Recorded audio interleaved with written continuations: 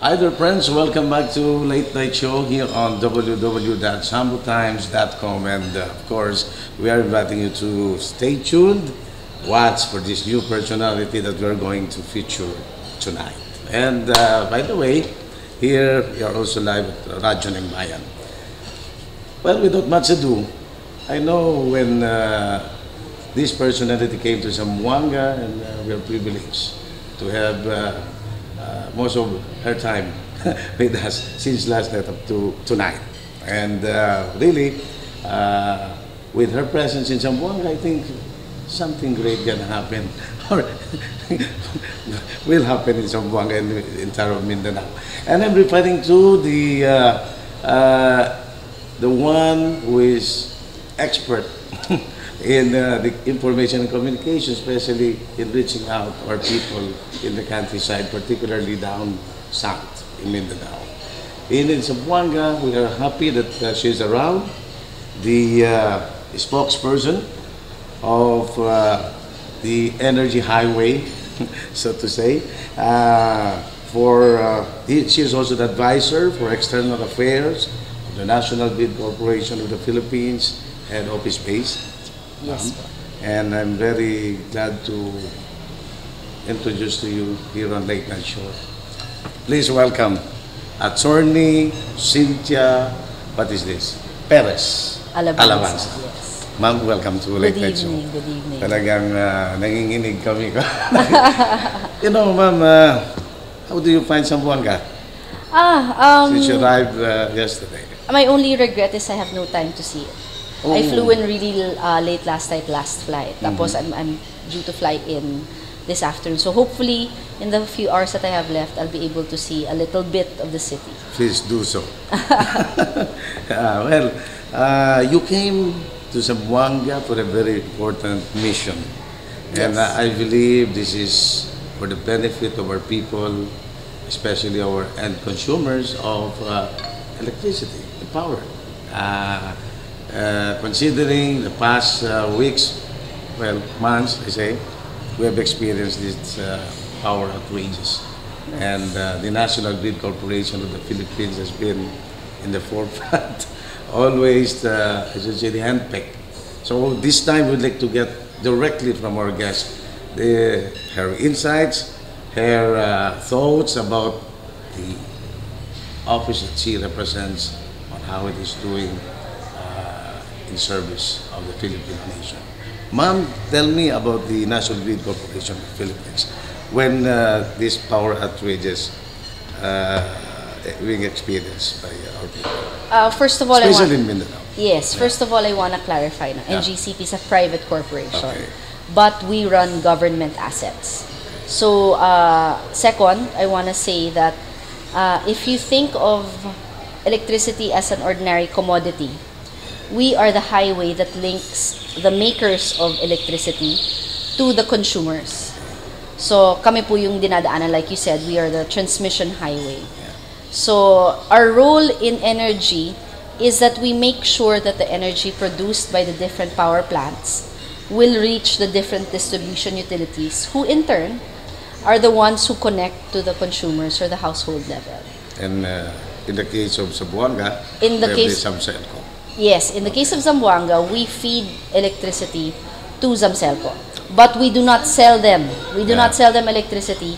The electricity they purchase from the different suppliers pass through us. So, And that's your role. yes, that's it. Very clearly, the role is nasa gitna po sila. Correct. Dadaanan lamang po ng kuryente. Right. Yung malinaw yan, hindi sila nagbebenta, they are not the ones producing the power Correct. or generating it, pero yan lang dumadaan abang bago pupunta sa distribution Correct. entity. Correct. And then to the end consumers. Yeah, So, the grid, I just want to add yeah. something, no? The grid-wide network enables Zamboanga through Zamselco to purchase electricity from very, very far off suppliers. Yeah. So because there is a national highway for electricity, you can get electricity from the facilities in Bukidnon and in Misamis. So anywhere in Mindanao, you can build the power plant, Yeah. and you can buy because you will have a highway to pass through. So you're there. Yes. How is the grid now, the status of the grid? Well, for Mindanao, we do have an ongoing expansion and improvement project. In 2010, we were able to finish a 230 kilovolt backbone from Maramag to Bunawan. This provides a very crucial link from the north of Mindanao, which contains most of the supply, down to the south, which is the load center. Davao and Jensan release the load center. So we are in the process of ensuring that you have looping. When I say looping, it's very important to have alternate routes. So if there is something that happens to one line, it can course through the other one. So the Maramag-Bunawan provided that loop. For the Zamboanga Peninsula, because it's a peninsula nga, no? The line is radial, meaning there is no choice but to go through that one line going out. We cannot loop it, but we are, of course, endeavoring to strengthen that line so that the electricity from other parts of Mindanao can be delivered consistently and in a stable manner to Zamselco and the other cooperatives who are in this area. How reliable is the grid? Because I know the transmission development plan that you have put in place. Yes. Have we somehow implemented this? Or is this in place already? We have a transmission development plan, like you said, which is a 10-year plan that we update annually. It's updated annually to ensure that our projects are synchronized with the projects of the Department of Energy. Why do we need to continually develop the grid? Because the needs of the grid continually change. We have to ensure that the grid develops along with the development of Mindanao. Of course. And same thing with the other grids, but that plan is in place. There are several projects of NGCP.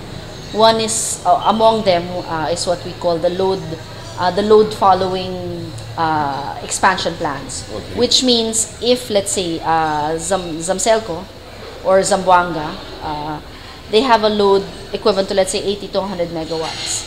We have to ensure that as this load gets bigger, our lines are able to fully transmit the requirement of power. Because if we don't widen our roads or increase the capacity of our lines to deliver the electricity, there will come a point where our lines can no longer accommodate the electricity that is needed by Zamboanga. There will be congestion.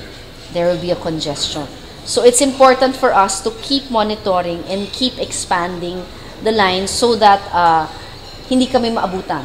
We will not come to a point where we can no longer accommodate and we are in a congestion situation. Another one is capacity driven, which means that if there is a new power plant that seeks to put up a structure in an area where there are no facilities or inadequate facilities, we will time our programs so that when this plant goes online, the connection and the other facilities required to transmit the power from that new generation facility will be adequate.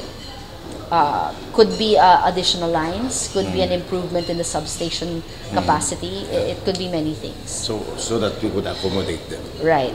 Of course. And we expect there will be power plants. We are hoping. We are, of course, hoping. The Department of Energy has already announced the entry of almost 250 megawatts of new capacity into the Mindanao grid by 2014. So we are in close coordination with the Department of Energy in that respect, because we want to ensure that when that capacity comes in, our lines are ready. Because there's no point of building a plant if you have no highway to transmit the energy that it is making. You have mentioned only two problems. Is that under one? We have an ongoing project to reach what we call N-1. What is this? The N-1 is a technical term where it simply means that if one component of the grid shuts off, then the grid can function without that because there are alternatives. For example, if you have a substation with 3 transformers, and the requirement of that substation is that it should have, let's say, for round numbers, 50 megavolt amperes to run through it. That 50 megavolt amperes is distributed into the three transformers 3 transformers. If we have small transformers, kunyari, tig 20, you only have 10 megawatts extra. If one transformer goes offline, the 2 remaining cannot carry the load left by that one. So what we want to do is we want to upgrade in such a way that if one transformer goes offline, the other 2 or another facility in the grid can take on that load that was carried by the lost transformer. This was actually demonstrated very well in Metro Manila a month, 2 months ago.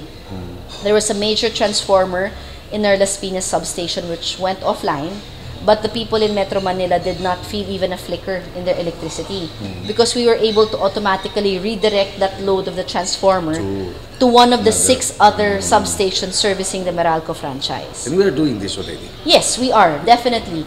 I was looking at the system operations for Mindanao, and I was very pleasantly surprised to see that our transformers in particular are always at 50% only, meaning hindi siya loaded, not at full capacity. So that if anything happens to one of them, the other remaining transformers can easily carry the load lost, displaced by the lost transformer. So that is something that we are working towards. The Maramag-Bunawan transmission line was also part of the N-1 program. So that is, in other words, the N-1 program really is a program where we want to have contingencies so that there is minimal disruption to the grid in the event that there is a disturbance, a physical disturbance in our facilities. The capacity of our grid now. Of the grid to facilitate the supply coming from the generation.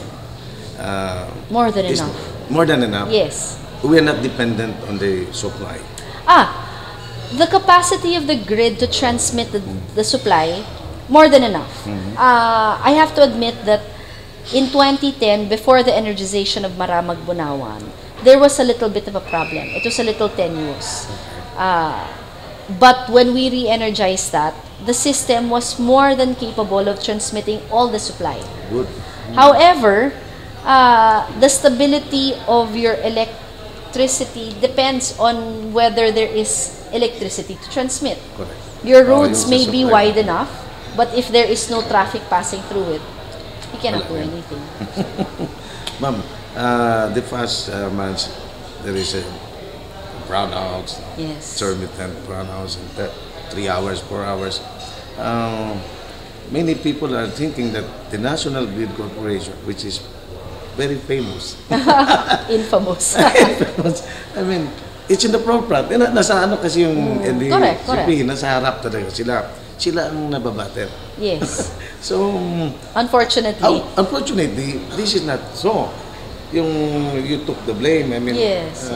So, could you explain me to our people kung paano yung system, saan ang problema nung nakaraang mga power interruptions in Mindanao? I'd like to draw attention. In 2010, we had the same problem. There were a lot of brownouts in 2010. But that problem was more environmental because of the weather. It was an El Nino year. Natural calamity. And because Mindanao is unique in the sense that 50 to 60% of your electricity comes from the hydro facilities. During a drought year, the hydro facilities had no water to run its turbines.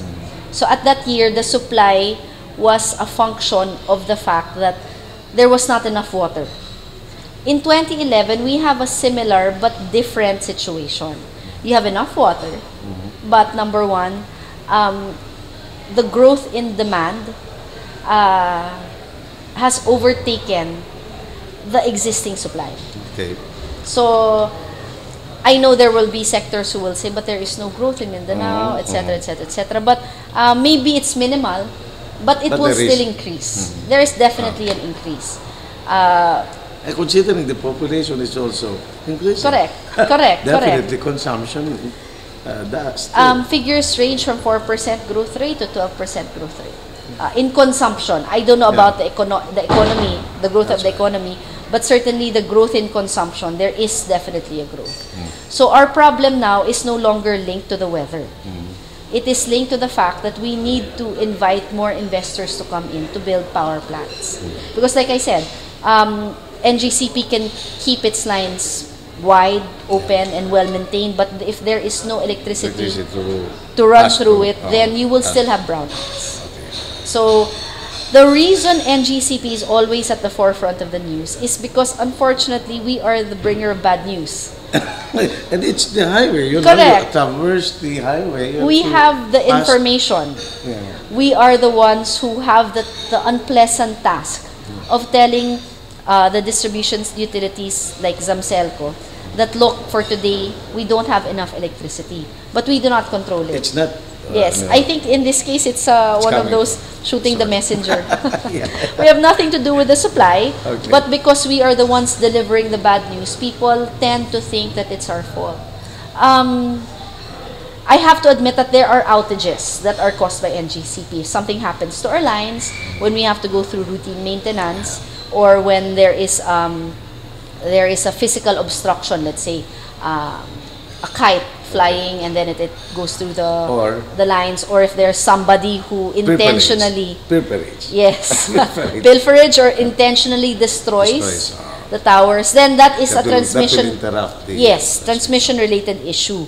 But when there is a shortage of supply, NGCP cannot control that. Under the EPIRA, we are legally prohibited from having an interest in generation.